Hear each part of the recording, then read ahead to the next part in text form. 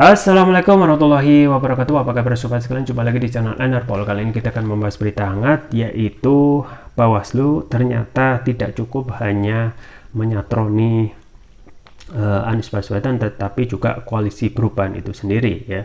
Dan ini menjadi pertanyaan gitu ya. Padahal hanya deklarasi. Kalau deklarasi harusnya kalau konsisten semuanya juga harus diperiksa ya. Ada KIP gitu, deklarasi, termasuk juga KIR ya.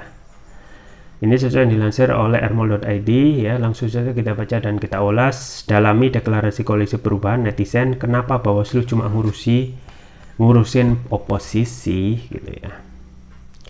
Republik Merdeka, Badan Pengawas Pemilu Bawaslu bakal mempelajari ada tidaknya pelanggaran pemilu dalam deklarasi koalisi perubahan untuk persatuan yang mengusung bakal calon presiden Anies Baswedan ya. Seperti diberitakan kantor berita politik Ermol, anggota Bawaslu Totok Haryanto menyampaikan pihaknya akan mempelajarinya. Pasalnya, Totok menegaskan Bawaslu memiliki tugas pokok dan fungsi pengawasan pelaksanaan tahapan pemilu. Dengan begitu, berhak mendalami dugaan pelanggaran pemilu yang terjadi di lapangan. Kami akan mempelajari itu ya, mengkaji itu apakah itu termasuk pelanggaran pemilu atau tidak, ujar Totok saat ditemui di Hotel Grand Saijaya, Jalan Jenderal Sudirman, Jakarta Pusat, Sabtu. Terkait hal ini, netizen dalam kolom komentar akun Instagram kantor berita politik Ermol mempertanyakan mengapa Bawaslu seolah sangat responsif terhadap oposisi. Sementara deklarasi Koalisi Indonesia Bersatu yang terdiri dari Golkar, PAN, dan P3 beberapa waktu lalu terkesan diam. Tidak cuma itu, netizen merasa heran sikap Bawaslu seakan tutup mata dengan sejumlah pernyataan para pejabat negara yang justru terkesan melakukan kampanye terselubung. Astaga Bawaslu, lo kenapa cuma ngurusin oposisi? Itu lihat kepala BIN, presiden endorse sana sini. Kemarin Jokowi sama Mega bertemu, ngomongin capres-cawapres dan kamu diam aja. Susah kalau sudah jadi kacung kekuasaan, kata akun @nrah20 dalam kolom komentar Instagram ermol.id. Posisinya gini amat, terus membesar koalisi perubahan untuk persatuan KPP, timpal akun @daneswara_angga. Ya itu ya sobat sekalian ya, dan terkait dengan kritikan dari netizen yang sebenarnya sudah menjadi sangat vulgar sekali ya dalam posisi Bawaslu saat ini, yang terkesan memang ada diskriminasi, lebih menyerang dalam tanda kutip oposisi ya.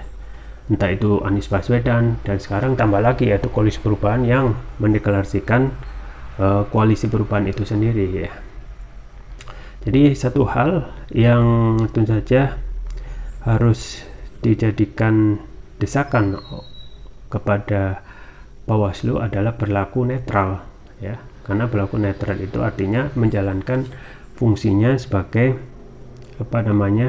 institusi negara yang harusnya benar-benar menjalankan ya aturan sesuai dengan yang ada gitu ya. Jadi ketika mendeklarasikan itu hal yang masih hal yang tidak ada pelanggarannya gitu ya, karena koalisi itu kan perlu untuk mencapai minimal 20% threshold ya. Jadi ini kadang kita juga berpikir-pikir ya, bahwasanya ada pelanggaran yang cetowelo-welo jelas ya, itu malah dibiarkan ya. Tetapi ketika satu saja itu dilakukan oleh oposisi, maka itu menjadi kebakaran jenggot semua gitu ya. Nah misalnya tentang apa yang disampaikan oleh netizen tentang kalau benar-benar terjadi adalah pelanggaran ya tentang koalisi, ya koalisi yang lain juga harus disemprit gitu ya, supaya adil gitu ya. Nah saat ini memang kita tidak pernah gitu ya melihat ada perlakuan yang sama ataupun perlakuan yang agak keras ya kepada kekuasaan.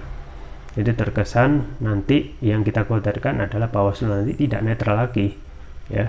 Bahkan yang dikhawatirkan ya tentang pemilu adalah kecurangan pemilu itu sendiri yang menentukan hasil pemilu kan KPU ya. Nah di satu sisi KPU dan Bawaslu ini saat ini kalau tidak bisa kepercayaan publiknya sudah turun ya, bisa jadi tidak bisa dilegitimasi gitu ya. Tetapi itu akan jalan terus karena apa? Karena mereka yang berkuasa ini kan parah ya, kelakuan para pejabat di institusi lembaga negara ini ya kadang tidak bisa netral, dan dikhawatirkan kedepannya juga berpengaruh ya, terus-menerus menurunkan kepercayaan publik terkait Bawaslu ini. Ya, itu saja yang bisa saya sampaikan, semoga bermanfaat. Jangan lupa like, share, dan subscribe. Sampai jumpa lagi. Wassalamualaikum warahmatullahi wabarakatuh.